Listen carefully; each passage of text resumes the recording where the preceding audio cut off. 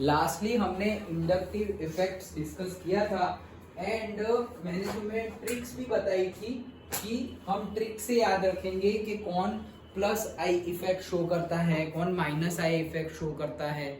Okay, तो वो सब हमने देख लिया था। उसके बेस पे एग्जाम्पल हम देख रहे हैं। एग्जाम्पल भी देखा था, याद हो तो हमने एरोमेटिक स्ट्रक्चर देखे थे। ऊपर सब में OH लगा था, फिर कहीं पे SO3H ग्रुप था, कहीं पे क्लोरीन था। ओके, तो उसके अकॉर्डिंगली कौन सा फंक्शनल ग्रुप लगा है, प्लस आई इफेक्ट वाला या माइनस आई इफेक्ट वाला। अगर प्लस आई इफेक्ट वाला ग्रुप लगा है तो वो कार्बन चेन में क्या करेगा, इलेक्ट्रॉन देगा। ओके, तो देगा तो क्या होगा, वहां पे चार्ज और बढ़ जाएगा। चार्ज और बढ़ जाएगा तो वो स्टेबिलिटी कम हो जाएगी। स्टेबिलिटी के लिए चार्ज सिर पे चाहिए नहीं। ओके, कम से कम चार्ज चाहिए। तो अब अगेन मैं क्वेश्चन और आंसर वाइज सॉल्व करवाना चाहता था, but again it will take time, so मैंने आंसर के साथ ही लिखा हुआ है। जैसे कि दूसरा एग्जांपल है, विच bond is more polar in the following pairs of the molecules. तो पहली पेयर है हमारी CH3H एंड CH3Br। तो अगर हम देखें तो ये CH3H को देखो, हर बार तुम्हें ऐसे लिखना पड़ेगा, अदरवाइज तुम डायरेक्ट भी बोल सकते हो, लेकिन ऐसे लिखोगे, ऐसे ड्रॉ करोगे बॉन्ड स्ट्रक्चर, तो तुम अच्छे से समझ सकते हो। तो हमने लिख दिया CH3H और CH3Br। अब कार्बन और हाइड्रोजन के बीच में बॉन्ड है, और यहाँ पर कार्बन और ब्रोमीन के बीच में बॉन्ड है। हमें पता है कि कार्बन और हाइड्रोजन के बात करें तो कौन ज्यादा इलेक्ट्रोनेगेटिव है, कार्बन ज्यादा इलेक्ट्रोनेगेटिव है। मतलब कार्बन और हाइड्रोजन के बीच का बॉन्ड है, मतलब 2 इलेक्ट्रॉन है, तो वो 2 इलेक्ट्रॉन कौन खींचने की ट्राई करेगा, कार्बन खींचने की ट्राई करेगा। अगर कार्बन इलेक्ट्रॉन खींचने की ट्राई करेगा तो उसके सिर पे क्या आ जाएगा, पार्शियल नेगेटिवली चार्ज, और हाइड्रोजन के सिर पे क्या आ जाएगा, पार्शियली पॉजिटिवली चार्ज। डन। वैसे ही यहाँ पर भी है कार्बन एंड ब्रोमीन। तो कार्बन एंड ब्रोमीन की बात करें तो ब्रोमीन का ज्यादा है, जैसे हम क्लोरीन का ज्यादा है मानते थे, तो वैसे ही फ्लोरीन, क्लोरीन, ब्रोमीन, आयोडीन। तो ब्रोमीन का ये जो पोलैरिटी है वो क्या है, इलेक्ट्रोनेगेटिविटी, और पोलैरिटी है वो क्या है, ज्यादा है। मतलब कि 2 इलेक्ट्रॉन है, यहाँ पे Br है, यहाँ पे कार्बन है, तो Br वो 2 इलेक्ट्रॉन खींचने की ट्राई करेगा और वो ले लेगा अपनी साइड, तो वहां पे पार्शियल नेगेटिव चार्ज आ जाएगा और कार्बन पे पार्शियल पॉजिटिव चार्ज आ जाएगा।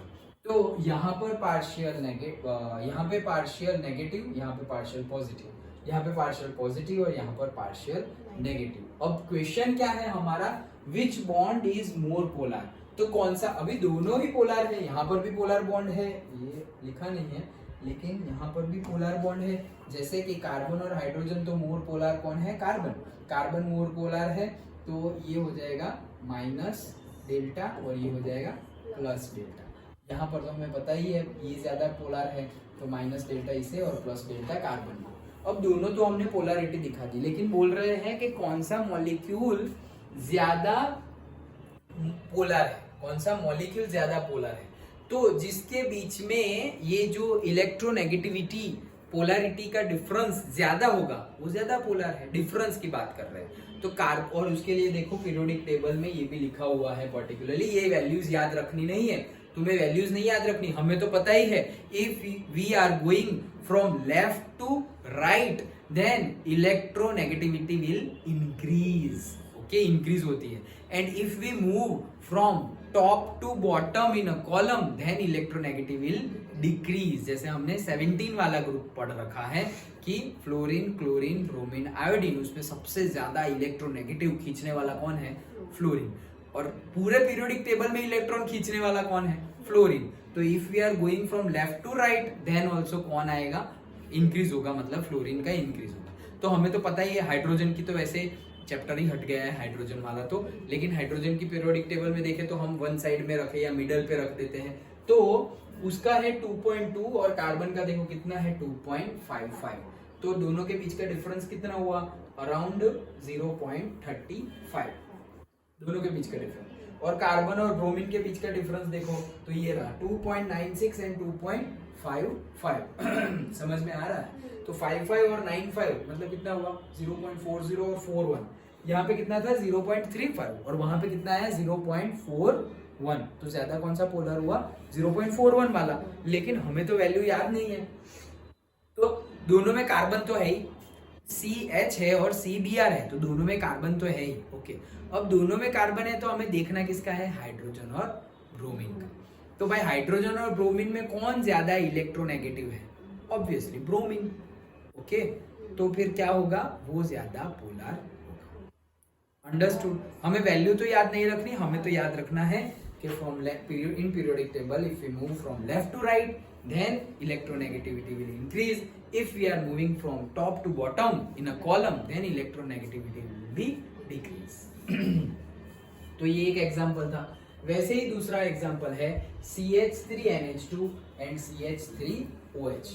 तो ये हमारा दूसरा एग्जांपल है CH3 और NH2, लेकिन NH2 लगा दिए तो 1 2 और ये 3, तो एक बॉन्ड बाकी है ना अभी, तो ये क्या हो गया, 2 इलेक्ट्रॉन। उसके पास तो लोन पेयर है ही, हमें पता ही है नाइट्रोजन के पास। ओके, टोटल कितने होने चाहिए, टोटल उसके पास 7 है, 7 मतलब 2 और 5, तो 5 लगाने हैं, तो 5 कहाँ कहाँ लगेंगे, एक ये रहा, 1 2 3, बाकी है ना 2, 4 और 5।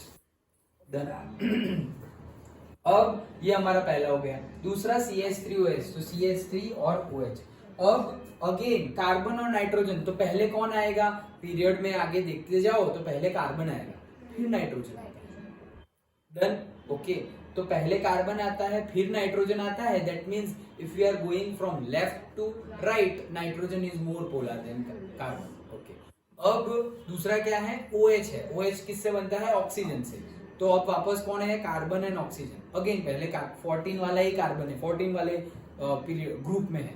ओके, वो लोग तो बाद में आते हैं। तो ऑक्सीजन के साथ है, तो ऑक्सीजन भी more polar than the carbon. अब दोनों में कार्बन है तो उसका तो चेक नहीं करते, लेकिन एक में नाइट्रोजन है और एक में क्या है, ऑक्सीजन। तो अब हमें पता ही है कि कार्बन के बाद नाइट्रोजन है और उसके बाद ऑक्सीजन है। तो if we are moving from left to right, oxygen is more polar than the nitrogen, therefore difference between the polarity वो ज्यादा होगी किसके बीच में, कार्बन और ऑक्सीजन के बीच में, कंपेयर टू द कार्बन और नाइट्रोजन के बीच में।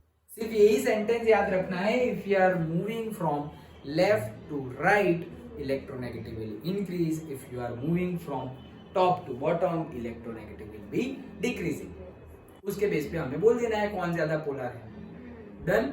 Okay, then third example CH3OH जो हमने अभी लिया था वो, एंड CH3SH। ओके, तो अगेन हम देखते हैं। अब देखो, अब हम सोचेंगे सर ये तो सारे पहली लाइन वाले थे, लेकिन ये तो दूसरी पीरियड में चला गया, ये सारे एक पीरियड में थे और ये दूसरे पीरियड में चला गया। कोई बात नहीं, पीरियड का भी हमें पता ही तो है कि मतलब ग्रुप का भी हमें पता ही है, क्या ऊपर से नीचे जाए तो डिक्रीज हो रहा है। तो ऑक्सीजन की कंपेयर में सल्फर लेस इलेक्ट्रोनेगेटिव है, तो हमें पता चल गया OH मतलब ऑक्सीजन, और S जो भी हमारा फंक्शनल ग्रुप है कौन सा है, SO3H। ओके, SO3H या SH जो भी गिवन हो, SH गिवन है। ओके, तो SH भी सल्फर ही आता है, SO3H भी क्या आता है, सल्फर ही आता है। तो सल्फर के साथ जो बन रहा है वो लेस इलेक्ट्रोनेगेटिव होगा कंपेयर टू दी ऑक्सीजन के साथ जो बॉन्ड बनेगा वो। तो पार्शियल पॉजिटिव नेगेटिव तो तुम शो कर दोगे, लेकिन उसमें भी हमें शो क्या करना है, कौन सा ज्यादा इलेक्ट्रो और से मोर पोलर है, तो वो हमें बता देना है।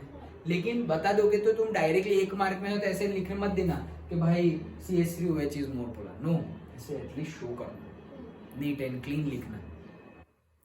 Okay, done.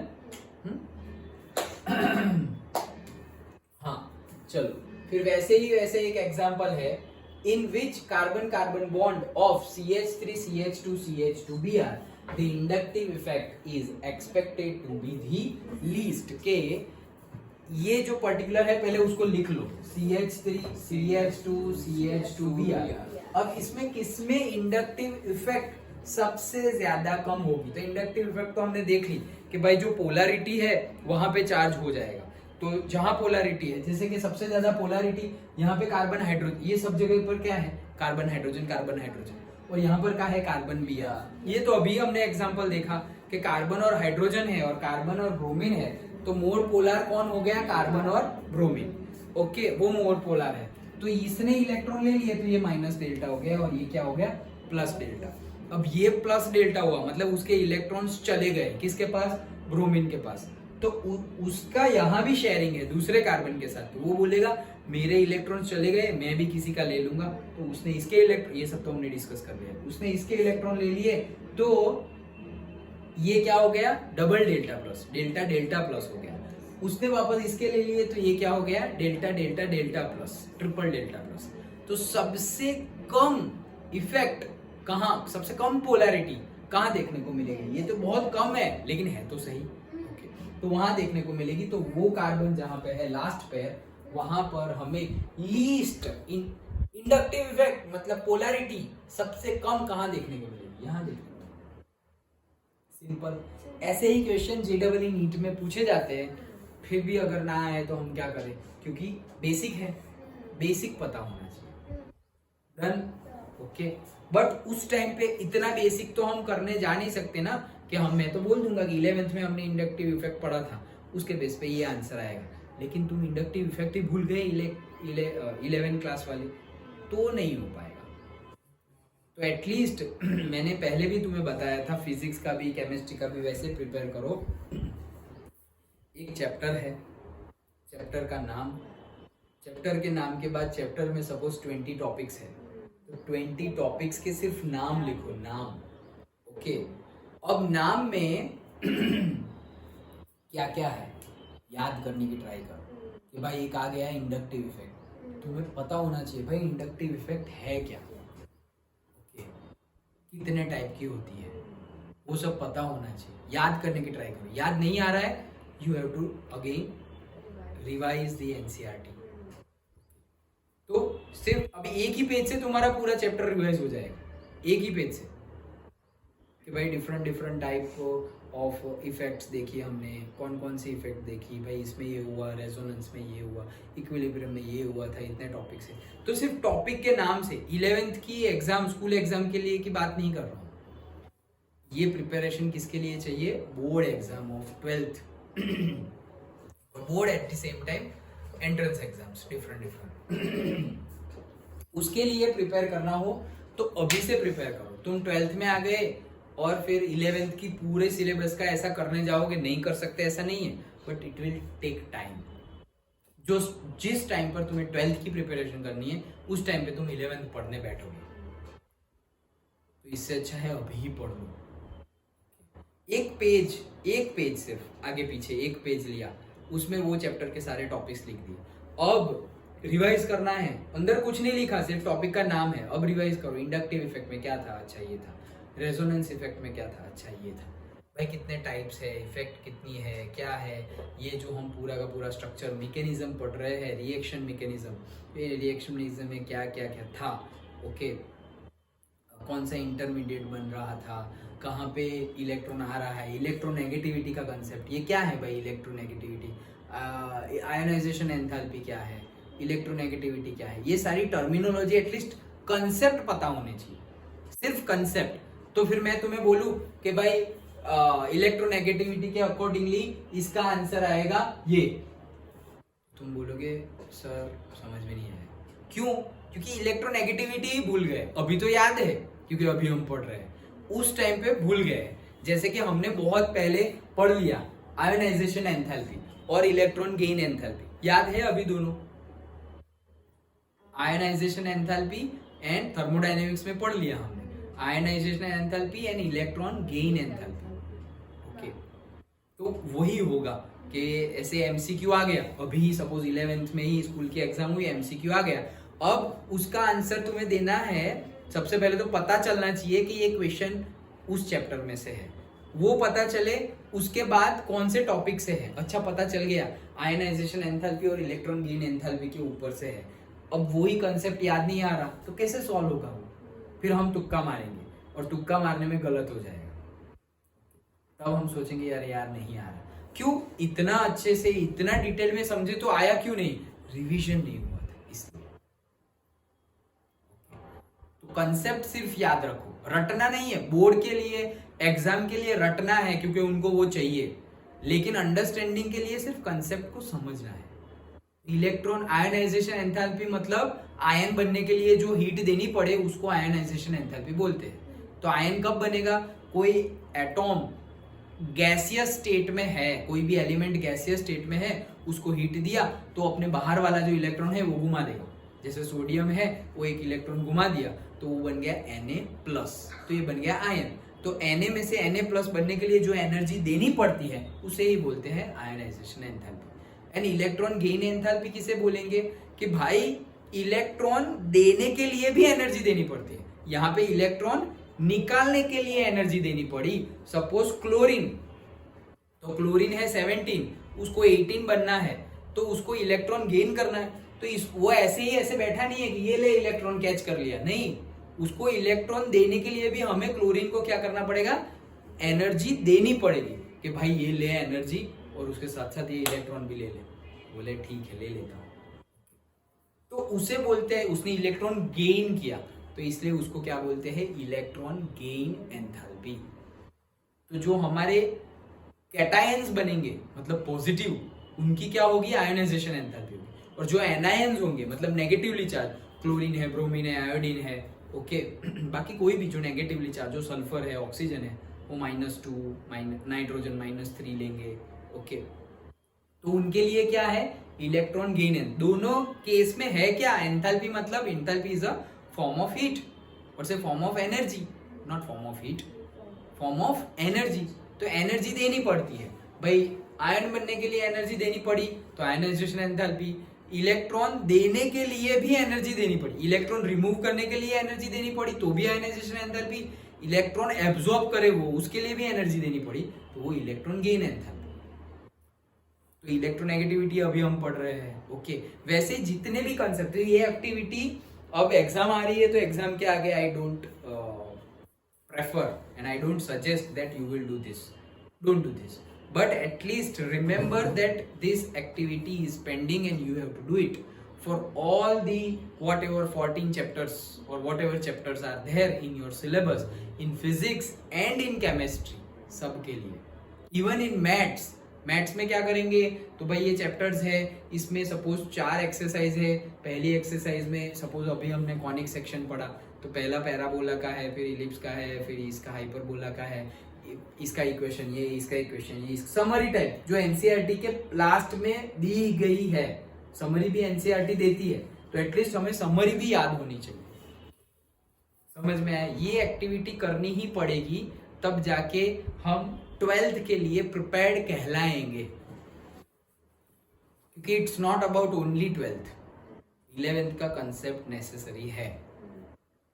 कई स्टूडेंट जो 12th में बहुत बहुत मेहनत करते हैं उनके 11th की वजह से कम मार्क्स आते हैं, कि 11th का कंसेप्ट उनका क्लियर नहीं था, particularly in entrance exam, not in boards, क्योंकि बोर्ड्स में तो अगेन क्वेश्चन रिपीट होते रहते हैं, पूछने का तरीका बदलता है लेकिन क्वेश्चन का आंसर तो वही रहेगा, क्वेश्चन बदल जाता है आंसर वही रहता है, ओके। तो ये हमने देखा, चलो आगे देखते हैं। अगेन तीसरा एग्जांपल है सेम इंडक्टिव इफेक्ट का, देखो क्या है, विच ऑफ द टू, ये है ओके और दूसरा ये है, is expected to be more stable and why. देखो एक ही कंसेप्ट क्या है, इंडक्टिव इफेक्ट, कैसे अलग अलग क्वेश्चन पूछे। पहला क्वेश्चन, कौन ज्यादा स्टेबल था, ये पूछा, कौन ज्यादा पोलर, कौन सा बॉन्ड ज्यादा पोलर है, कौन सा बॉन्ड मॉलिक्यूल मोर पोलर वो क्वेश्चन पूछा। अभी क्या पूछा, किसमें लीस्ट इंडक्टिव इफेक्ट शो हो रही है, ये पूछा। अभी यहाँ क्या पूछ रहे हैं, कौन ज्यादा स्टेबल है। पूछने का तरीका बदल गया लेकिन कंसेप्ट क्या है, इंडक्टिव इफेक्ट। समझ में आया, पूछने का तरीका बदल गया लेकिन कंसेप्ट वही है, इंडक्टिव इफेक्ट। तो देखो ये कंपाउंड है, दूसरा ये कंपाउंड है, कौन ज्यादा स्टेबल है। जैसे ही ये वर्ड आया स्टेबल कौन है, हमें पता है जिसके सर पर कम चार्ज हो वो ज्यादा स्टेबल, और जिसके पास ज्यादा चार्ज हो वो स्टेबल नहीं है, ओके। किसी के पास बहुत पैसा है वो भी स्टेबल नहीं है, क्यों, अरे यार कैसे संभालूं ये वो, और किसी के पास नहीं है वो भी स्टेबल नहीं है।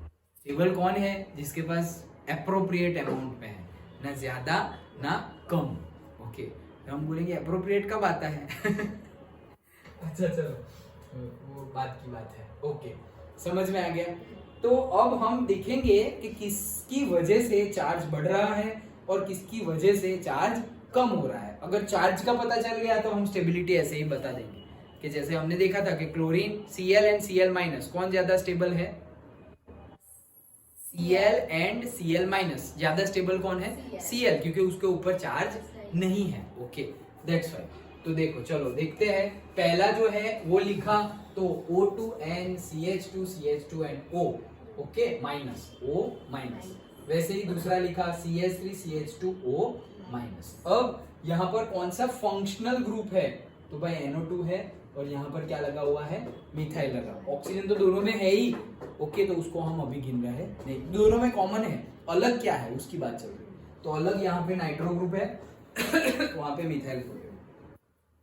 वो जो सीक्वेंस हमने याद रखी थी पर्टिकुलरली, वो 3, हाँ यस, ओके, वो पूरी सीक्वेंस, और वो किसके लिए थी? माइनस आई इफेक्ट के लिए। प्लस आई इफेक्ट के लिए तो हमें पता ही है कि भाई CH3 प्राइमरी सेकेंडरी टर्शरी, उसके अकॉर्डिंगली हमने याद रखा था। तो NO2 ग्रुप है वो क्या शो करता है? Minus I effect. Minus I effect मतलब क्या?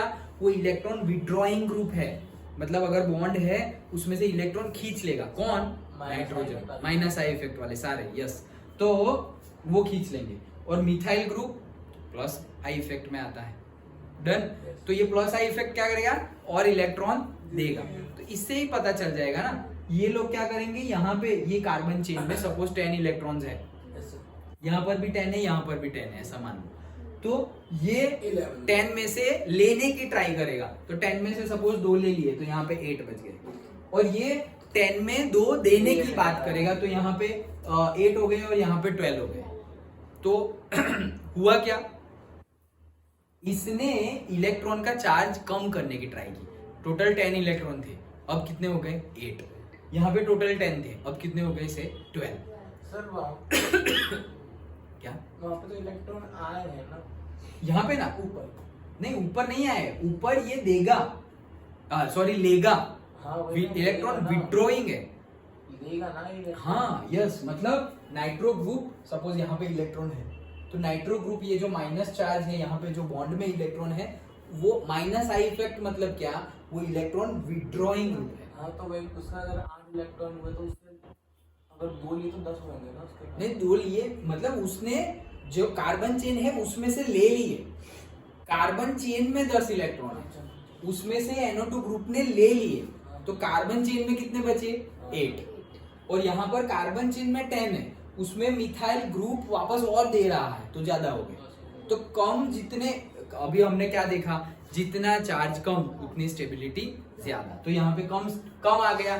सो NO2 making the chain less negative, that is more stable. CH3 is making the chain more negative, that's why less stable। समझ में आ गया?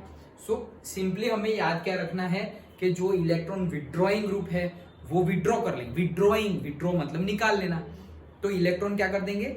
निकाल लेंगे। इलेक्ट्रॉन निकाल लेंगे मतलब क्या? जिसमें से निकालेंगे, जैसे कि हमने बैंक अकाउंट का एग्जांपल लिया था जब डिस्कस कर रहे थे, तुम्हारा अकाउंट है, उसमें से तुमने पैसे निकाल लिए, तो वहां क्या हुआ?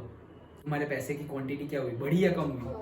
कम हुई। तो जब पैसे विड्रॉ किए तो पैसे की क्वांटिटी क्या हुई? कम हुई। तो इसीलिए यहाँ पे इलेक्ट्रॉन विड्रॉ कर रहे हैं तो वहां पैसे कम हुए थे, वैसे ही यहाँ पर क्या हुआ? विड्रॉइंग ग्रुप, इसलिए माइनस साइन, माइनस हुआ ना। और इलेक्ट्रॉन डोनेट किया, क्रेडिट किया, तो प्लस साइन।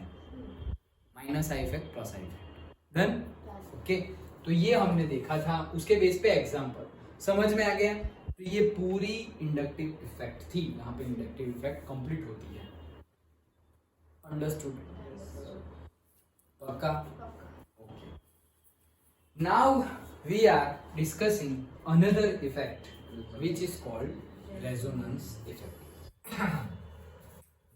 सो रेजोनेंस इफेक्ट की अगर बात करें सो बेसिक से समझते हैं। ये है हमारा C2H6, मतलब क्या? ईथेन। तो ये जो कार्बन कार्बन के बीच में बॉन्ड है, वो बॉन्ड लेंथ कितनी है? 154 पिको मीटर। Done, okay. तो बॉन्ड लेंथ इतनी है। अब अगर ईथेन था वो, ईथेन, ओके। अब इथीन की बात करें, किसकी? इथीन की। तो भाई इथेन और इथीन में डिफरेंस क्या है? एक सैचुरेटेड है, एक अनसैचुरेटेड है, एक सिंगल बॉन्ड है, एक डबल बॉन्ड है, एक में सिग्मा बॉन्ड है, एक में पाई बॉन्ड है। डन। हमने देखा था पहले, अब पहले वापस पहले जाओ, जैसे जैसे बॉन्ड नंबर बढ़ता है, मतलब single bond, double bond, triple bond, वैसे वैसे बॉन्ड लेंथ क्या होती है? कम होती है या बढ़ती है? कम होती है। स्ट्रेंथ बढ़ती है, हमने डिस्कस किया था, बड़ा हो तो स्ट्रेंथ कम है, डबल हुआ छोटा हुआ स्ट्रेंथ ज्यादा है, ट्रिपल हुआ और छोटा हो गया स्ट्रेंथ अब तोड़ ही नहीं सकते। याद आ रहा है? ओके। तो ये इथीन है suppose, okay. So bond length उसमें कितनी आ गई? Suppose 154 picometre. अब 154 पिकोमीटर और जहां डबल बॉन्ड आया वहां पे कितना आया? 130, मतलब कार्बन कार्बन के बीच में बॉन्ड लेंथ आई 154 पिकोमीटर, और डबल बॉन्ड अगर लिया हमने तो वहां 134 पिकोमीटर आया, कार्बन कार्बन के बीच की बात है। ओके, इथेन एंड इथीन लिया हमने। अब हम ले रहे हैं क्या? बेंजीन। तो बेंजीन में भी क्या है भाई? बेंजीन में भी कार्बन कार्बन के बीच में, सपोज ये कार्बन और ये कार्बन के बीच में सिंगल बॉन्ड, तो 154 पिकोमीटर आना चाहिए, क्योंकि इथेन में कार्बन कार्बन के बीच में सिंगल बॉन्ड था तो 154 आ रहा, तो यहाँ पर भी 154 आना चाहिए। इथीन में कार्बन कार्बन के बीच में बॉन्ड लेंथ क्या आ रही थी? 134 पिकोमीटर, तो हमने बोला यहाँ पर भी डबल बॉन्ड है, 134 पिकोमीटर आनी चाहिए। Okay, simple. तो हमने ऐसा बोला। अब बेंजीन है ये, सिंगल बॉन्ड लेंथ आ रही है कितनी? 154, डबल बॉन्ड लेंथ क्या होगी? 130 एज यूजुअल। अब जब इलेक्ट्रॉन माइक्रोस्कोप की डिस्कवरी हुई, डिस्कवरी हो गई, ओके। तो जब इलेक्ट्रॉन माइक्रोस्कोप की, ये तो थियोरेटिकल बात थी ना, तो जब इलेक्ट्रॉन माइक्रोस्कोप की डिस्कवरी हुई तब जाके डिटेल में, क्योंकि अब तो क्या है, हम और डिटेल में जा रहे हैं ना। जैसे भाई पहले 1 मेगापिक्सल का कैमरा आता था, ओके, ओ 1 मेगापिक्सल नहीं तो पहले तो VGA कैमरा आता था, 0.2 0.1 मेगापिक्सल वो भी आता था। सोचो 0.1 0.2, और अभी आ रहा है 1, वो भी 1 कौन सा 1? 0.1, और ये 1 मेगा 10⁶ पिक्सल। कितना आगे बढ़ गए हम। और अब तो 1 की तो कोई बात ही नहीं करता। अब तो कैमरे देखो कैसे कैसे आ रहे हैं, 58 मेगापिक्सल, 100 मेगापिक्सल, 100 मेगापिक्सल का आ रहा है, 141 मेगापिक्सल। करो जितना करना, मतलब यहाँ से ऐसे फोटोग्राफ खींच ली। मैंने एक 141 या 129 ऐसा कुछ मेगापिक्सल का कैमरा था नोकिया का, नोकिया जब अभी रीलॉन्च हुआ तब का, तो उसने ऐसे इंडिया गेट था, यस हाँ, इंडिया गेट पे ऐसे फोटोग्राफ ले लिया। तो फोटोग्राफ लिया इंडिया गेट का, तो ऐसे साइड में देखा तो एक बर्ड उड़ रहा था, बर्ड फ्लाई कर रहा था। फिर अब वो फोटोग्राफ को वो जूम कर रहा है। वैसे हमारा क्या होगा, फट जाएगा फोटोग्राफ क्योंकि मेगापिक्सल कम है। तो उसने जूम किया, इतना जूम किया तो पता चला कि वो बर्ड फ्लाई नहीं कर रहा था, वो एयर इंडिया का प्लेन था। इतना जूम किया कि वहां दिखाई दे गया एयर इंडिया लिखा हुआ है ऐसे। सोचो, तो टेक्नोलॉजी बढ़ गई है। तो वैसे ही हमारे पास पहले से थोड़ी ऐसे इलेक्ट्रॉन माइक्रोस्कोप थे, धीरे अभी तो इलेक्ट्रॉन माइक्रोस्कोप भी 10⁻⁻15 मीटर वाली रेंज के थे, अब तो उससे भी ज्यादा बढ़े हुए हैं। हम जो पढ़ाई में कर रहे हैं वो तो 10⁻⁻15 मीटर -15 मीटर वाली रेंज के आ गए थे, ऐसा हम बोल रहे हैं। लेकिन आज की डेट में तो उससे भी ज्यादा रेंज वाले हैं, बहुत हैवी, ओके। तो उसके अकॉर्डिंगली हमें क्या पता चल रहा है, ओहो, मतलब जो हम मान रहे थे वो हम गलत मान रहे थे, ओके। वैसा बहुत हुआ है, तो यहाँ पर भी वैसा हुआ कि हम जो मान रहे हैं, the bond length of the benzene found out to be less than single bond. भाई सिंगल बॉन्ड जो था 154, उतना ही आना चाहिए था कार्बन कार्बन बीच में जो सिंगल बॉन्ड है वो बेंजीन में, लेकिन उतना आया नहीं, उससे कम आया। And more than the double bond, पर डबल बॉन्ड का 134 आना चाहिए था, लेकिन वो नहीं आया, उससे ज्यादा। भाई ये क्या बात हो गई, जितना होना चाहिए उतना आना चाहिए, लेकिन ये तो अलग आ गया। अब क्या करें। जब इसका स्ट्रक्चर इलेक्ट्रॉन माइक्रोस्कोप में देखा तो उसकी बॉन्ड लेंथ कितनी आई? 139 पिकोमीटर। तो वो सिंगल बॉन्ड से कम आई, डबल बॉन्ड से ज्यादा आई, मतलब इन बिटवीन आई, 134 से 154 के बीच में आई। So benzene bond length 139 picometer. So there are many organic molecules whose behavior cannot be explained by a single Lewis structure. ऐसे बहुत सारे ऑर्गेनिक कंपाउंड्स, ऑर्गेनिक एलिमेंट्स है, ऑर्गेनिक मॉलिक्यूल्स है जिनका सिंगल लुईस स्ट्रक्चर से बिहेवियर एक्सप्लेन करना next to impossible और से इम्पॉसिबल है। Single Lewis structure, single Lewis structure मतलब मैंने बॉन्ड बना दिया, जैसे कि अभी हमने बेंजीन का बॉन्ड बना दिया, तो किसी ने बनाया जैसे कि मैंने ये बॉन्ड बना दिया और तुम लोगों ने ये बॉन्ड बनाया, तुमने ऐसे बनाया, ये भी बेंजीन है, ये भी बेंजीन है, मैंने बेंजीन का डबल बॉन्ड यहाँ शो किया है, तुमने अलग लोकेशन किया है। ओके, तो ये सिंगल लुईस स्ट्रक्चर नहीं है ना। अब मैं बोलूंगा कि ये बेंजीन है, तो फिर ये क्या है? वो भी बेंजीन है भाई, एक ही के दो दो।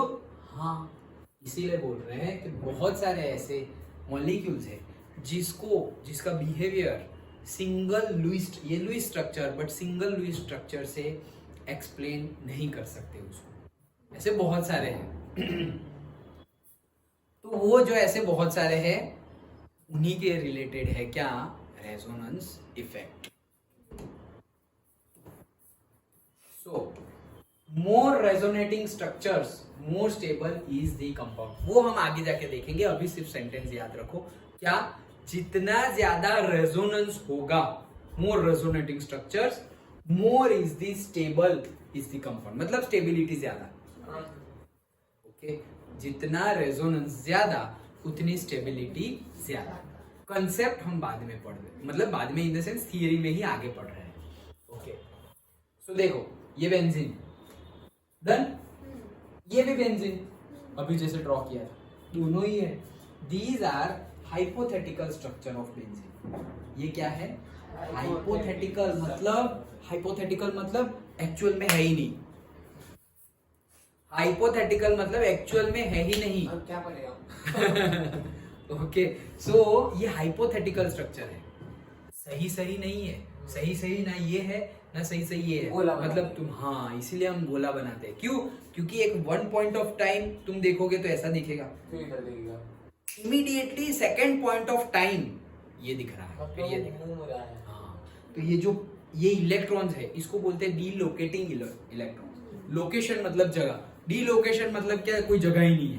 ओके, मतलब ऐसे घर बार बिना के कहीं ना कहीं घूम रहे हैं। ओके, तो पहले यहाँ था, फिर यहाँ आ गया, फिर वापस यहाँ, फिर यहाँ, तो ऐसे घूम रहे हैं। तो वही है hypothetical structure of the benzene.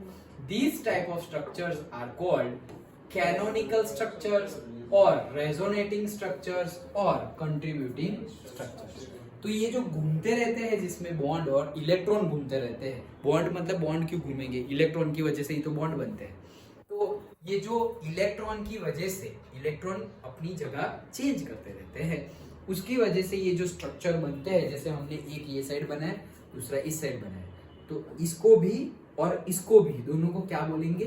Canonical structure और रेजोनेटिंग स्ट्रक्चर और कंट्रीब्यूटिंग स्ट्रक्चर। तीनों के तीनों नाम एक ही चीज के लिए है। डन? ओके, नाउ तो अब हम बनाते हैं हाइब्रिड स्ट्रक्चर। क्यों? क्योंकि कैनोनिकल स्ट्रक्चर जो हमने देखा, कैनोनिकल स्ट्रक्चर, वो कैनोनिकल स्ट्रक्चर तो हाइपोथेटिकल है ना, तो हाइपोथेटिकल है, वो सही वाला थोड़ी है, तो विजुअलाइजेशन वाला था। लेकिन एक्चुअल में इलेक्ट्रॉन माइक्रोस्कोप में तो ऐसा पता ही नहीं चल रहा कि कहां पर है, क्योंकि वो उतनी बॉन्ड लेंथ ही नहीं दिखाई दे रही है। तो डीलोकलाइज्ड इलेक्ट्रॉन्स मतलब क्या? जो इलेक्ट्रॉन की जगह फिक्स नहीं है, कंटिन्यूअसली घूमते रहते हैं। तो घूमते रहते हैं, इसलिए हमने क्या कर दिया? सर्कल, गोला बना दिया। तो इसीलिए ये स्ट्रक्चर को क्या बोलते हैं? Resonance hybrid structure. उसमें हमने क्या बोला था, हाइपोथेटिकल स्ट्रक्चर है, और वो कैनोनिकल स्ट्रक्चर भी बोलेंगे, रेजोनेटिंग स्ट्रक्चर भी बोलेंगे, contributing. Okay, so resonating, contributing and canonical structure, इसे हम क्या बोलेंगे, hybrid. Okay, resonance hybrid structure, जो एक्सपेरिमेंटल भी, वो थियोरेटिकल था कि ऐसा होगा की बात चल रही थी। अब एक्सपेरिमेंट, हमारे पास इंस्ट्रूमेंट आ गया, हमने चेक किया, तब हमें ऐसा कुछ दिखाई दे रहा। देन ओके, चलो, सो रेजोनेंस में क्या क्या है, compound has to be planar. Resonance structure में क्या क्या कंडीशंस एंड ऑल है, तो कंपाउंड हैज टू बी क्या, प्लेनर। एक ही प्लेन की बात होनी चाहिए, ऐसा नहीं कि एक यहाँ पे है और तीसरा उस प्लेन में, अलग अलग प्लेन्स की बात नहीं है। तो planar, sigma bonds are stronger. Sigma bond क्या है, स्ट्रॉन्गर है, वो तो पता ही है ना, टूटता भी पहले कौन है, पाई, सिग्मा तो बाद में। So pi, only pi bond breaks in resonance. तो रेजोनेंस में जो मूव करता है या जो ब्रेक होता है, ब्रेक भी होता है, इट्स नॉट ओनली मूव होता है, मूव होने से पहले ब्रेक होता है, लेकिन हम वो ब्रेक वाली बात बताते नहीं है जल्दबाजी में। नहीं तो एक्चुअल में ये जो हमारा स्ट्रक्चर है, पहले यहां से ये जो पाई बॉन्ड है वो ब्रेक होगा और फिर यहाँ पे बॉन्ड बनेगा, तब जाके ये आएगा। लेकिन वो ब्रेकिंग वाली मेथड हम क्या कर दे रहे हैं, स्किप कर दे रहे हैं। लेकिन कोई चीज बन नहीं सकती जब तक कोई चीज टूटे ना। समझ में आया? ओके, तो ब्रेकिंग भी हो रहा है बीच में, लेकिन हम वो बताते नहीं है। बट डोंट एज्यूम कि बॉन्ड यहां से यहां जा रहा है, यहां से यहां, अरे बॉन्ड डायरेक्ट नहीं जा रहा है, बॉन्ड यहां से टूट गया, फिर उस जगह ना बन के बॉन्ड दूसरी जगह बना, फिर वापस यहां से बॉन्ड टूट गया, फिर उस जगह वापस ना बन के बॉन्ड अलग जगह पर बना। डायरेक्टली मूव नहीं हो रहा है कि बॉन्ड यहां से यहां, यहां से यहां, यहां से यहां। अंडरस्टूड? ये थोड़ा बहुत ज्यादा फंडामेंटल है ना, कोई बोलेगा भी नहीं, कोई पूछेगा भी नहीं है एग्जाम में, बट बेसिकली ऐसा होता है, पहले ब्रेक होगा फिर बनेगा, डायरेक्टली मूव कहीं नहीं होता। समझ में आ गया? ओके, सो पाई बॉन्ड ब्रेक्स होंगे रेजोनेंस में and should have delocalised pi electrons. तो स्ट्रक्चर्स हमारे मॉलिक्यूल्स ऐसे होने चाहिए जिसमें डीलोकलाइज्ड पाई इलेक्ट्रॉन्स हो। अगर डीलोकलाइज्ड पाई इलेक्ट्रॉन्स है ही नहीं तो मूव कौन करेगा? क्योंकि इलेक्ट्रॉन डीलोकलाइज्ड मतलब जिनका लोकेशन फिक्स नहीं है, वैसे इलेक्ट्रॉन ही नहीं है, तो फिर वो बॉन्ड ही नहीं टूटेगा, बॉन्ड टूटेगा नहीं तो बनेगा नहीं तो फिर रेजोनेंस क्रिएट ही नहीं होगा। डन? तो ये कंडीशंस थी सारी, जैसे कि ये तो सिर्फ एग्जांपल है, 6p orbitals delocalised. Okay, so resonance, all canonical structures have almost same energy and stability. याद रखना, सेम एनर्जी होती है और सेम स्टेबिलिटी होती है। जैसे अभी हमने दो पढ़े, एक यहाँ पे एक यहाँ पे बेंजीन का, तो इसकी एनर्जी सेम, इसकी स्टेबिलिटी और इसकी स्टेबिलिटी दोनों same. So all canonical structures have almost same and थोड़ा बहुत डिफरेंस होगा, that we will neglect. Okay, so almost same energy and stability. The resonance hybrid structures, देखो जो बहुत ही ज्यादा इंपॉर्टेंट सेंटेंस है वही लिखे हुए हैं मैंने, नहीं तो एनसीईआरटी के जैसे पूरा छाप भी देते हैं। ओके, बट ये चीजें समझने के लिए है। Okay, so the resonance hybrid structures energy is less than that of the resonating structures. क्या कह रहे हैं सेंटेंस, क्या बोल रहा है समझाओ? The resonance hybrid structure energy is less than that of the resonating structures. मतलब क्या?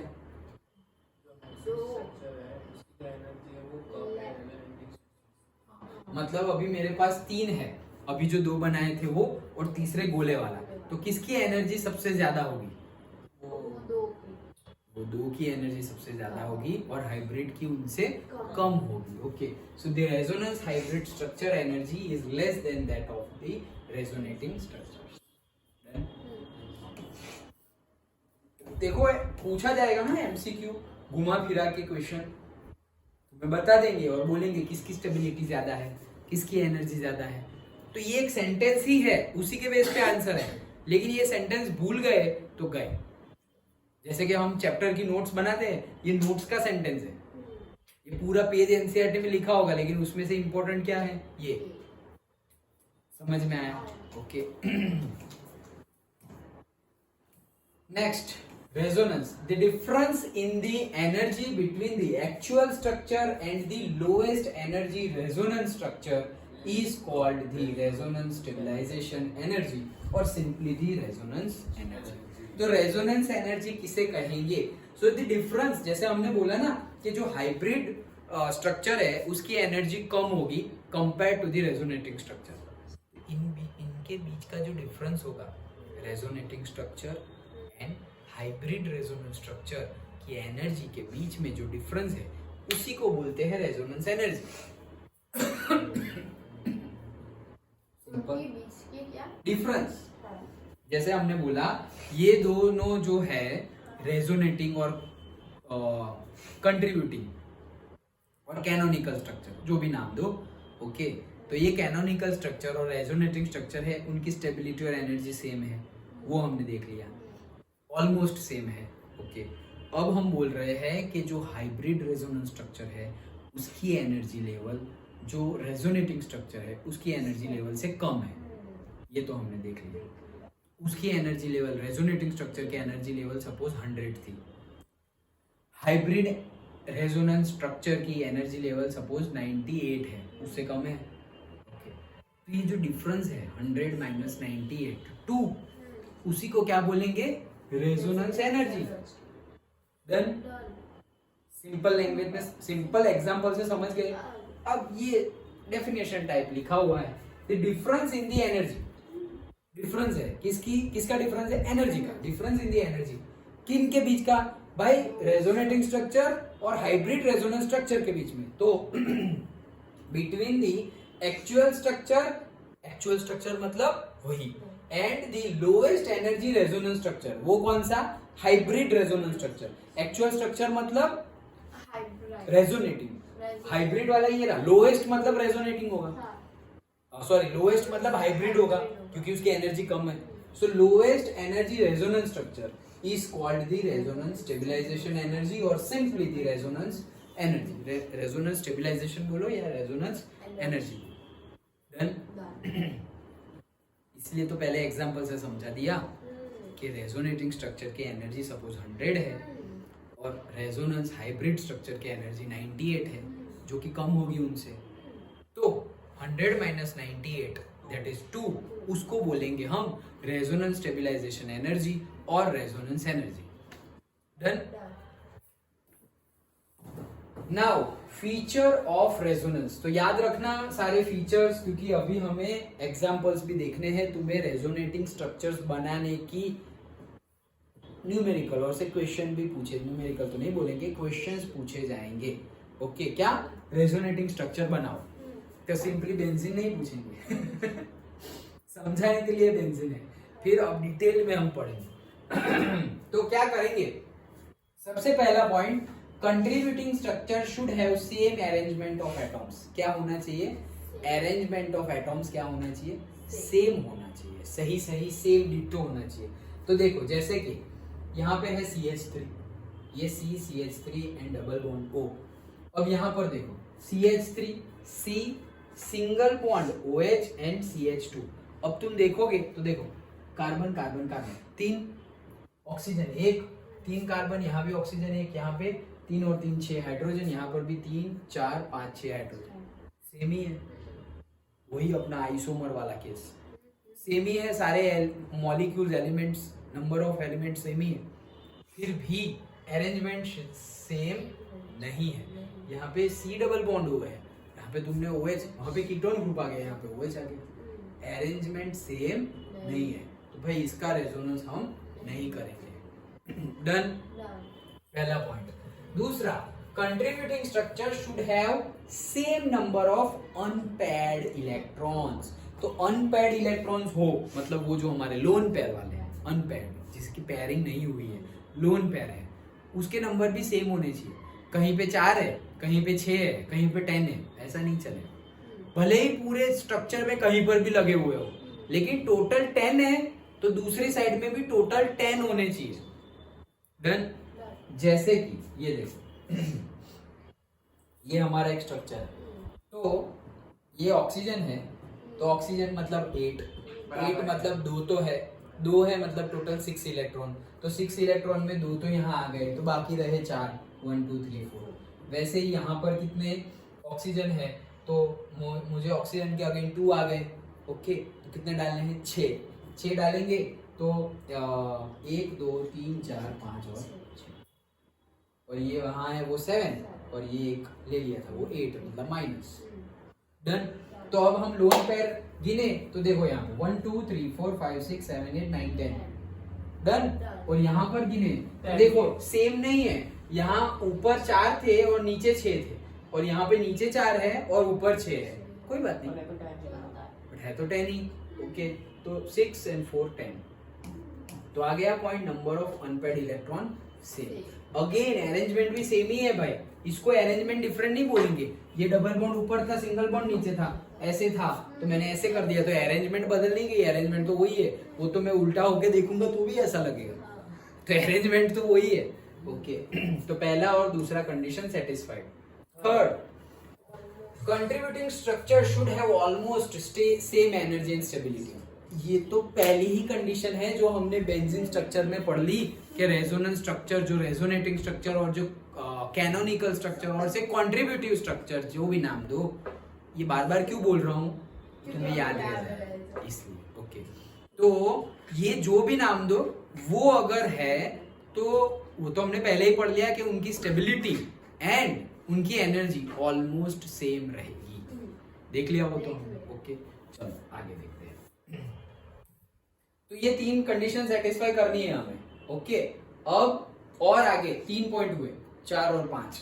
Next, among the resonance structure the one which has more number of covalent bonds, जिसमें ज्यादा covalent bond हो, all the atoms with octet electrons except hydrogen। Hydrogen को क्यों छोड़ दिया, उसका थोड़ी ऑक्टेट होगा, उसका तो डुप्लेट होगा ना, हाइड्रोजन के तो 2 हो सकते हैं, 8 थोड़ी हो सकते हैं। एक्सेप्ट हाइड्रोजन सबके ऑक्टेट कंप्लीट होने चाहिए। Less separation of opposite charges. Opposite charges मतलब क्या, प्लस और माइनस, तो उसके बीच में सेपरेशन कम होना चाहिए। मतलब 4 कार्बन है ऐसा समझो, विजुअलाइज करो 4 कार्बन है, यहां से मैं गिन रहा हूं 1 2 3 4। अब 4th वाले कार्बन पे माइनस चार्ज है, 5th वाले कार्बन पे प्लस चार्ज है। देन ये एक स्ट्रक्चर हो गया। Next structure again 4 carbon 1 2 3 4। 4th वाले स्ट्रक्चर पे वहां माइनस था, यहां पर भी 4th वाले पे माइनस है, उसमें 3rd वाले कार्बन पे प्लस था, इस पे 1st वाले कार्बन पे प्लस है। तो ये जो ये ऑपोजिट चार्ज जो है प्लस और माइनस, वहां पे प्लस और माइनस बाजू बाजू में ही थे, और ये दूसरे में प्लस और माइनस के बीच में 2 कार्बन भी आ गए, पहला लास्ट वाला माइनस, फर्स्ट वाला प्लस। ये जो सेपरेशन है वो क्या हो गया, ज्यादा हो गया। वो ज्यादा की बात चल रही है कि less separation of opposite charges. समझ में आया क्या कहना चाह रहा हूं, कि 4 कार्बन की चेन है, एक कंपाउंड है जिसमें 3rd और 4th कार्बन पे चार्जेस है प्लस और माइनस, और दूसरा कंपाउंड है जिसमें 1st और 4th में प्लस और माइनस चार्जेस है, ऑपोजिट चार्जेस है प्लस और माइनस, उनके बीच में सेपरेशन ज्यादा है, और पहले केस में सेपरेशन कम है, तो वो कम ही होना चाहिए, ऐसा बोल रहे हैं। डन।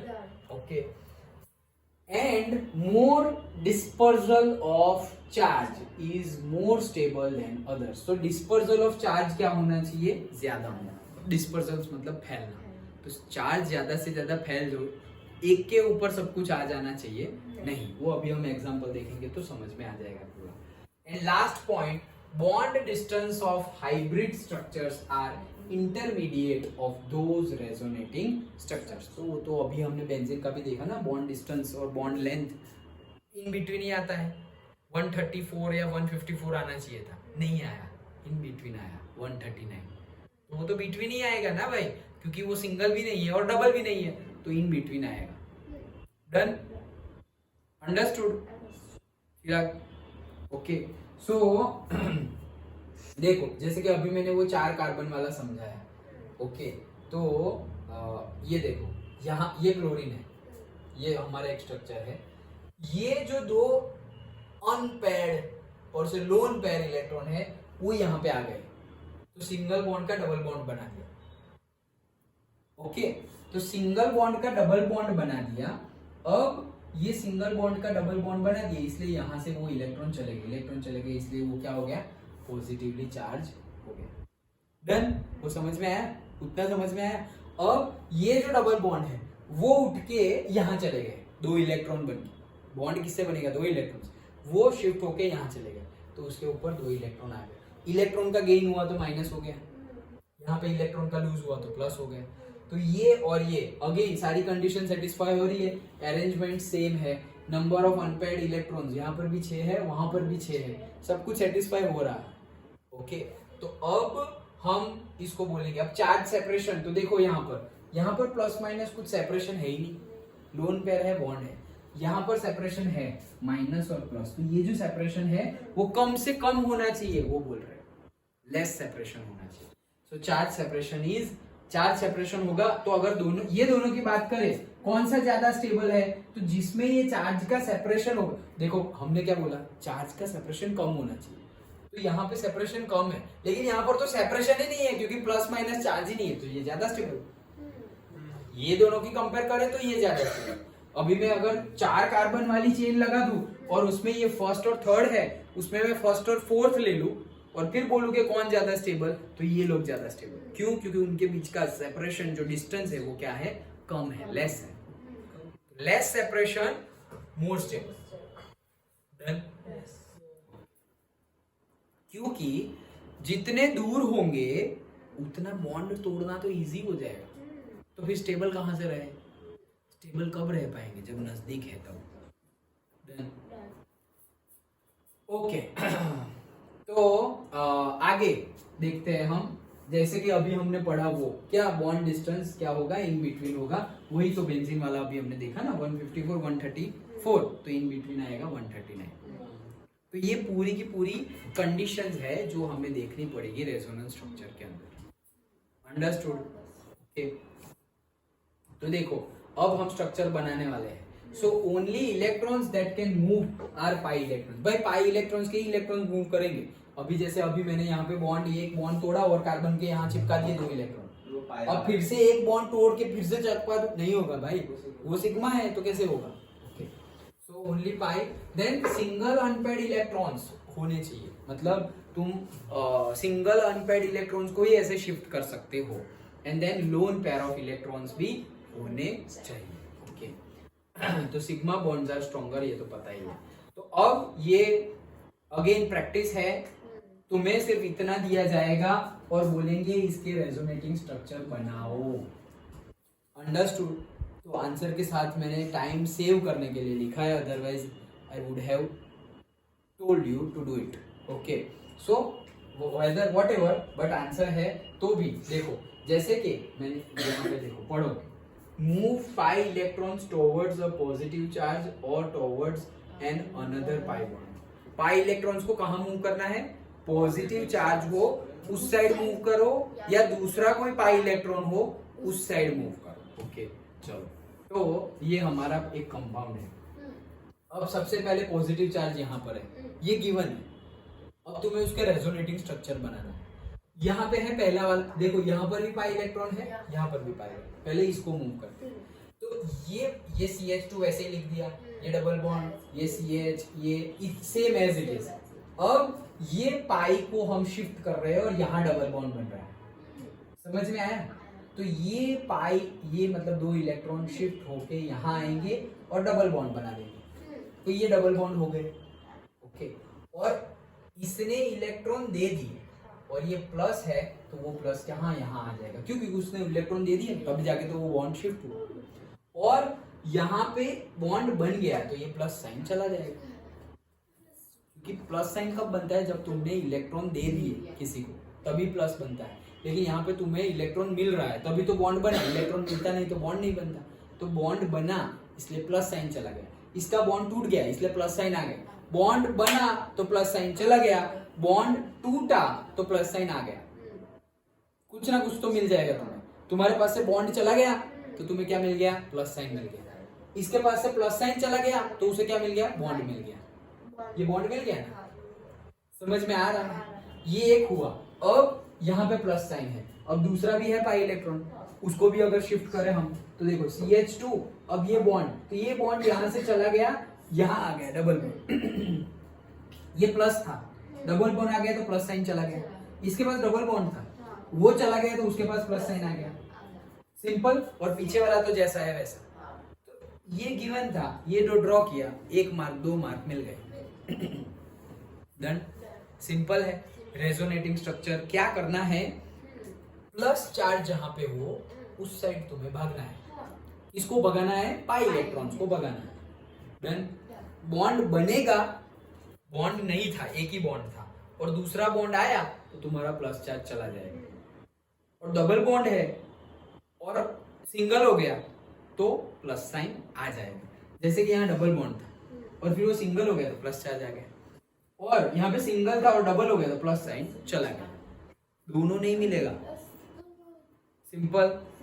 अब यहाँ पर दूसरा देखते हैं एग्जांपल। अगेन ये स्ट्रक्चर है, यहाँ पर है प्लस, यहाँ पे lone pair, minus, plus, double bond. Done. अब इसका करना हो तो कैसे करेंगे, देखो ये डबल बॉन्ड है। अब ये डबल बॉन्ड यहां पर है, वो चला जाएगा। छोड़ो, यहां से निकाल दिया तो इसलिए मैं इसको प्लस दे बताना चाह रहा हूं तुम लोगों को कि यहां से बॉन्ड चला गया। यहां से बॉन्ड चला गया तो बॉन्ड था और चला गया तो प्लस साइन आ गया। जैसे यहाँ चला गया था, यहाँ था और चला गया तो क्या आ गया, प्लस साइन। तो वैसे ही यहाँ बॉन्ड था और चला गया तो क्या आ गया, प्लस साइन आ गया। तो यहाँ से बॉन्ड गया, अब यहाँ से बॉन्ड गया तो प्लस साइन तो आ गया, लेकिन यहाँ पे माइनस चार्ज भी आ गया है। ओके, क्यों? क्योंकि देखो ये जो बॉन्ड है वो कहाँ गया है डायरेक्टली, हमें पता है पाई इलेक्ट्रॉन्स कहाँ मूव करेंगे, पॉजिटिव चार्ज के पास मूव करेंगे। दो पॉजिटिव चार्ज है, एक यहाँ भी है और एक यहाँ भी है लास्ट में। तो हमने कहाँ मूव करवाया है, लास्ट में।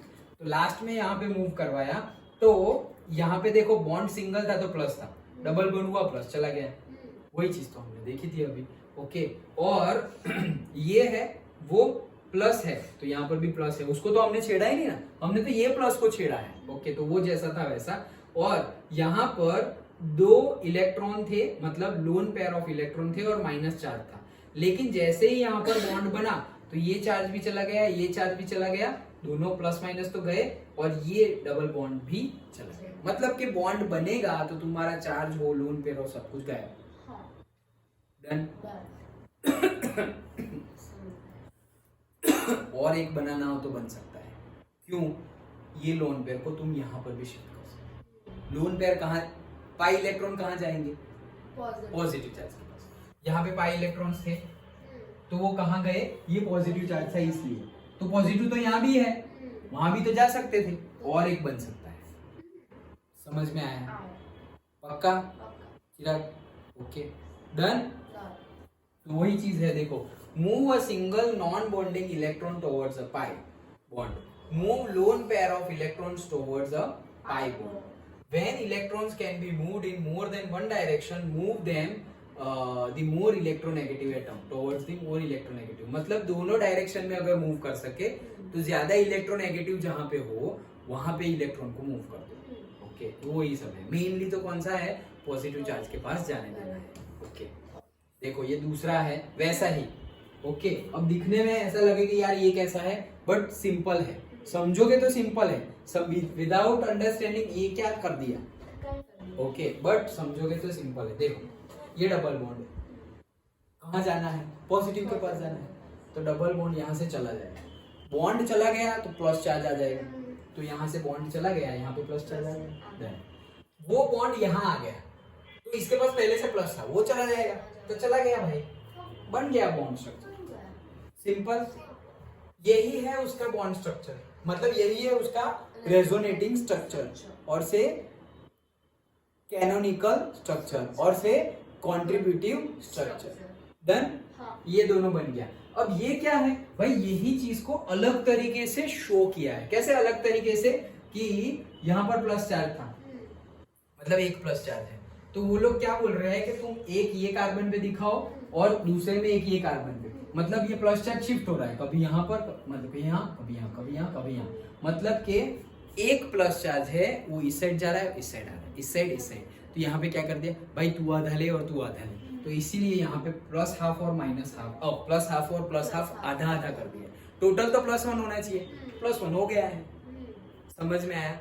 और यहाँ पे डबल बॉन्ड था, फिर यहाँ पे डबल बॉन्ड, यहाँ पे, तो दोनों साइड ही डबल बॉन्ड है, इसलिए हमने क्या कर दिया, डॉटेड दिया, तो डबल बॉन्ड भी शिफ्ट होता जाएगा, समझ में आया। तो ये दोनों को एक साथ, जैसे कि बेंजीन में हमने गोला बना दिया तो दोनों को एक साथ शो कर दिया, वैसे ही हमने ये डॉटेड बना दिया और चार्ज को डिवाइड कर दिया to show both the resonating structure at a same time. Done. अब उसको इस तरह से भी बना सकते हैं, कैसे, दोनों में हाफ हाफ शो करने की बजाय बीच में प्लस शो कर, वो भी सेम है कि भाई टोटल एक इलेक्ट्रॉन था पूरे कम, एक प्लस चार्ज था, तो यहाँ पर भी एक प्लस है, यहाँ पर भी दोनों का सम करें तो 1 + 1 है, और यहाँ पर भी +1 है, सेम ही है। इसको ऐसे भी शो कर सकते हैं, ये अलग अलग मेथड है शो करने के। यहाँ पे ये कौन सा है हमारा, वो बॉन्ड लाइन स्ट्रक्चर जिसमें हम कार्बन हाइड्रोजन कुछ शो नहीं करते, तो 1 2 3, तो 1 2 3, हाइड्रोजन तो वैसे भी शो नहीं करने, ये डॉटेड लाइन है, डॉटेड लाइन और प्लस साइन, सिंपल, समझ में आ रहा है पक्का। तो ऐसे क्वेश्चंस तुम्हें पूछे जाएंगे ऐसे टाइप के कि ड्रॉ इट्स रेजोनेंस स्ट्रक्चर, तुम्हें ये सब बताने की जरूरत नहीं है, ये दिया हुआ है, ये बना दो, मार्क्स मिल गया। फिर ये बनाया है, उसकी जगह तुम ये बनाओगे तो भी मार्क्स मिलेंगे, उसकी जगह तुम ये बनाओगे तो भी मार्क्स मिलेंगे, उसकी जगह तुम ये बनाओगे तो भी मार्क्स मिलेंगे। ये तो इसी को अलग अलग तरीके से लिखने की मेथड है, अंडरस्टूड। हाँ, और एक जैसे कि वैसे ही same method, double bond shift होता जा रहा है, ये जो लोन पेयर है उससे बॉन्ड बनेगा, ये लोन पेयर यहाँ चले गए तो यहाँ बॉन्ड बन गया, ओके, और बॉन्ड बनेगा तो प्लस चार्ज होगा, वो भी चला जाएगा, वो इस चीज से वापस बना है, सिंपल है, ओके। तो दैट प्रैक्टिस। अब देखो displacement of pi electrons due to resonance, तो ये जो पाई इलेक्ट्रॉन्स है वही मूव कर रहे हैं, पानी है, हाँ है, पी लो।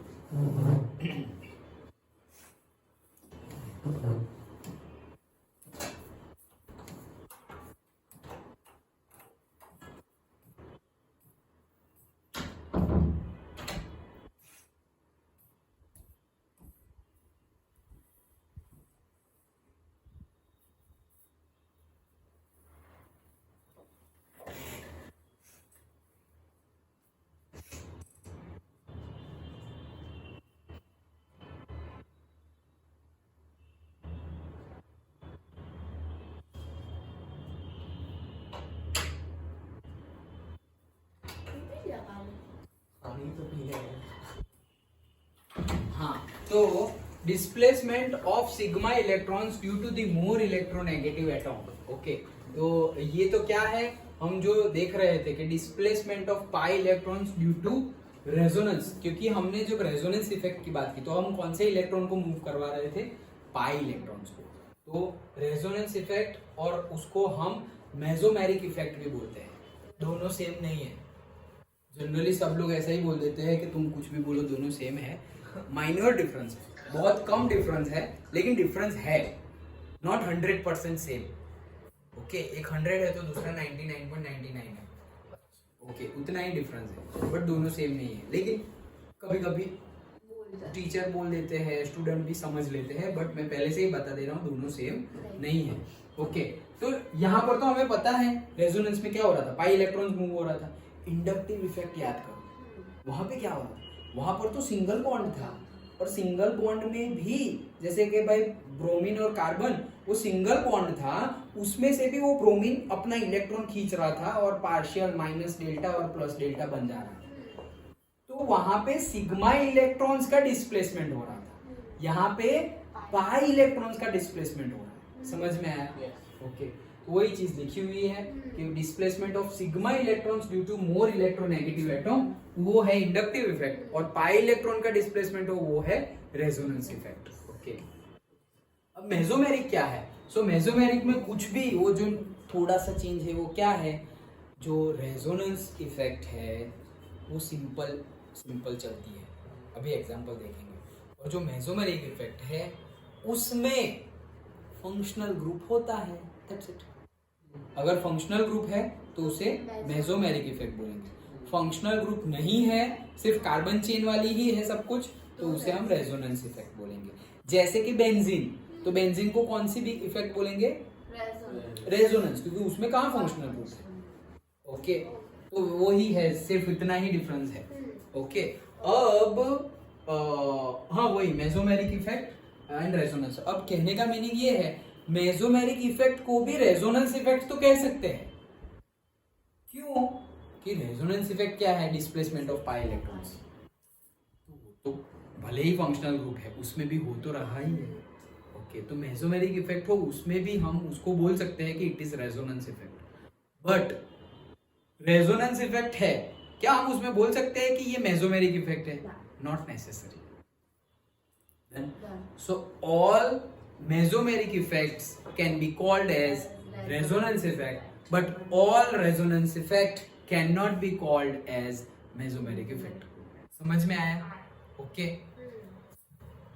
हाँ, तो occurs due to the presence of conjugation. Resonance effect क्यों आती है? Conjugation की वजह से आती है। What is conjugation? Conjugation simple word में समझाऊं तो double bond single bond, double bond single bond, double bond single bond. Okay, एक चेयर इस साइड, एक चेयर इस साइड, संगीत कुर्सी। ओके, म्यूजिकल चेयर, तो एक दूसरा ऑपोजिट, एक ऐसे एक ऐसे एक ऐसे एक ऐसे ऐसे, तो double bond single bond, double bond single bond, इसे बोलते हैं कॉन्जुगेशन। सो कॉन्जुगेशन की वजह से रेजोनेंस इफेक्ट होती है। पाई electrons move in any direction, pi electrons भाई कोई भी डायरेक्शन में मूव करेंगे। वेदर सपोज यहाँ बीच में पाई इलेक्ट्रॉन्स है, वो राइट में भी जा सकते हैं, वो लेफ्ट में भी जा सकते हैं, तो भरतनाट्यम हो गया। Okay, conjugation means alternate single और डबल बॉन्ड, वही चीज जो मैंने तुम्हें बताई, वो सिंगल डबल, उसी को क्या बोलेंगे? Conjugation. Okay, in mesomeric effect the presence of functional groups बता दिया। Okay, pi electrons move in one direction, that is another difference. Pi electrons mesomeric effect में सिर्फ एक ही डायरेक्शन में जा सकते हैं, whether right whether left, not in both the direction. But in resonance effect pi electrons can go in both the any direction, both मतलब both या फिर कुछ भी हो, एनी डायरेक्शन। ओके, डिफरेंस है ये। Movement of electron is possible in a single direction, किसमें? Mesomeric effect. तो यही है mesomeric effect versus resonance effect. तो ये दो कंपाउंड है सपोज। ओके, देखो CH2 double bond, CH single bond, CH double bond, CH2। Okay, तो ये डबल बॉन्ड है, अब वो मूव करेगा। अब तुम सोचोगे सर कहाँ मूव करवाए? ओके, प्लस तो दिखाई नहीं दे रहा है, प्लस चार्ज तो दिखाई नहीं दे रहा है, कोई बात नहीं, एनी डायरेक्शन मूव करो। ओके, तो यहां से डबल बॉन्ड गया, प्लस चार्ज आ गया। ओके, और वो डबल बॉन्ड कहाँ आ गया? यहाँ आ गया। और यहाँ जो डबल बॉन्ड था वो अभी देखो पूरे कंपाउंड में दो डबल बॉन्ड है। ओके, अब यहाँ पर एक ही डबल बॉन्ड है, कहाँ गया? भाई यहाँ पे माइनस नहीं था, यहाँ माइनस चार्ज आ गया, बॉन्ड टूट के वहां पे इलेक्ट्रॉन चले गए हैं, इसलिए माइनस चार्ज। ओके, तो वो वहां आ गया। तो वैसे ही यहाँ पे दूसरा ड्रॉ किया हुआ है। लेकिन अगर कंपाउंड अलग अलग हो गए, मतलब वो जो हमने कंडीशन पढ़ी थी ना कि अरेंजमेंट सेम होनी चाहिए, तो अरेंजमेंट सेम हो, अब इसको रेजोनेंस इफेक्ट बोलेंगे। क्यों? सब कुछ कार्बन चेन का तो चल रहा है, मेसोमेरिक नहीं बोलेंगे। फंक्शनल ग्रुप है क्या इसमें? कोई नहीं। सिंपल डेफिनेशन, ये तो हमने कैसे लिखना है वो तो हमने समझ लिया, रेजोनेटिंग स्ट्रक्चर कैसे बनाना है। बॉन्ड बना, प्लस साइन चला गया। ओके, और बॉन्ड टूटा, प्लस साइन आ गया। डन। और बॉन्ड टूटा तो माइनस साइन भी आ सकता है, मतलब यहाँ बॉन्ड था ऑलरेडी, वो टूट गया तो यहाँ पे माइनस साइन आ गया। डन। ओके, तो ये रेजोनेंस इफेक्ट तो है, मेसोमेरिक इफेक्ट नहीं है। लेकिन अगर कंपाउंड होगी तो वो मेसोमेरिक इफेक्ट भी है। जैसे कि यहाँ क्लोरीन आ गया, यहाँ पे नाइट्रोजन आ गया, तो ये तो फंक्शनल ग्रुप है, तो इसे हम क्या बोलेंगे? Mesomeric effect. क्या इसको हम रेजोनेंस इफेक्ट कह सकते हैं? कह सकते हैं। मेसोमेरिक को रेजोनेंस तो कह सकते हैं, रेजोनेंस को मेसोमेरिक नहीं कह सकते। मेसोमेरिक मतलब फंक्शनल ग्रुप, इसमें नहीं है तो नहीं कह सकते। इसमें फंक्शनल ग्रुप है तो मेसोमेरिक कह सकते हैं। रेजोनेंस कह सकते हैं, हाँ भाई, रेजोनेंस तो मूवमेंट ऑफ पाई इलेक्ट्रॉन, वो तो हो ही रहा है। ओके, तो यहाँ देखो वापस वही चीज है।